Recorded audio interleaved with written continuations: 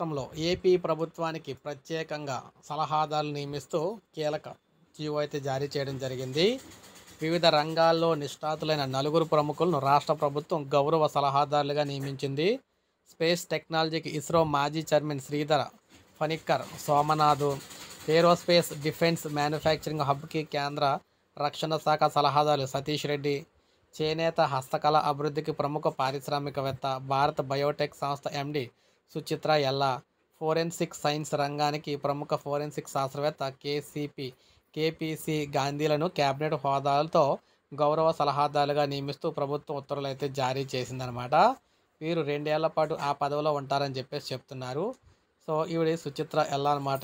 ఇక సుచిత్ర ఎల్లా చేనేత హస్తకళ రంగానికి సంబంధించి అభివృద్ధికి చేయూతను అందించారు. సో రాష్ట్ర ప్రభుత్వం సలహాదారులుగా నిర్వర్తించాల్సిన విధులు అనమాట ఇవన్నీ కూడా వారు.